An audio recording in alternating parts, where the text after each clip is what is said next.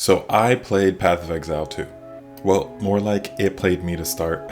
It was incredible and difficult. As I waited in line at the PAX booth to play, I watched the others closely. They all died so often, it made me kind of anxious. When it was my turn, I quickly realized Path of Exile 2 is a completely different game. And if you play it like you play Path of Exile 1, you're gonna have a hard time or plainly fail. It is, as of the PAX demo, the most hardcore ARPG in the world. I've played every single one, so I can say with confidence, Path of Exile 2 is not made for you.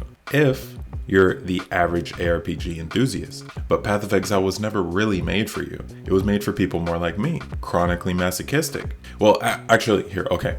I'll let you decide instead. I'll start from the top, and then after everything is said and done, maybe you'll finally be able to tell with confidence if PoE 2 is something you'll be interested in. But as a side note, it's free to play, so you should definitely try it out regardless of what anyone says when it comes out, to support one of the few game studios that cares. Right away, you can tell the care that they put into this game, like seasoned artisans. It feels good to just run around at a medium pace and dodge roll, and in combat that stays consistent. The areas I played were all dense, well crafted, and the quests very similar to PoE 1, with no backtracking. The combat took the most time, as opposed to its predecessor that's memed on occasionally as a walking simulator. The approach they took to combat is entirely different. It's PoE on Ruthless mode taken a step further. Rather than giving powerful all-in-one skills, they focused on each skill acting as a specific tool you use for a specific job, and it's immensely satisfying to use these skills and micro in conjunction with one another and actively figuring out which skill is best used in this situation and then in this situation and so on. They all felt amazing too, activation-wise, and having a very real impact. Within each area, there were several distinct monster types, surprisingly so, and they all had at least one significant trait that set them apart from others. We'll touch on this again with boss design, but it's really something else when you experience it for yourself. From an arid desert to a sandy cave to dust-covered castle ruins, all in the span of 20 or so minutes, I couldn't wait to see what was next. The same care that went into crafting distinct and differing enemies was put into the environment as well, so it never runs out of visual freshness.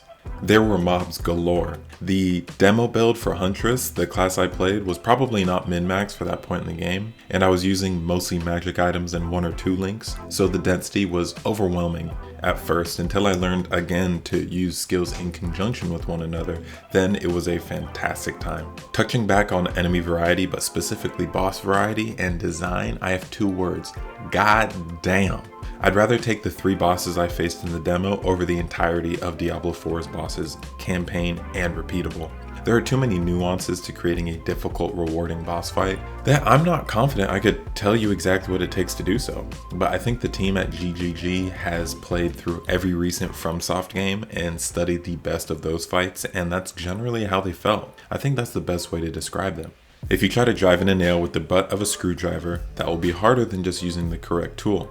A hammer. This concept is sort of obscure in games, as that's part of the process, figuring it out. But as you experiment, you learn through failure and success. Path of Exile 2 is more difficult than all other ARPGs, but that's because I think they added a gameplay learning curve similar in steepness to their systems learning curve that often scareways most at first or second glance. It's fulfilling to overcome, but overcome it you must. Casuals beware. Path of Exile 2 really is a step towards the future, and as soon as you get your hands on the controls, you're able to tell. If you can remember the expectations we all had for Diablo 3 10 something years ago, waiting in line at Best Buy, GameStop, maybe even Game Crazy, this is that leap that fills those expectations in modern day and exceeds them if I had to take a guess at what the full game has on offer. But will you like it? Statistically, probably not, but I'll buy enough supporter packs for the both of us because I fell in love at first sight.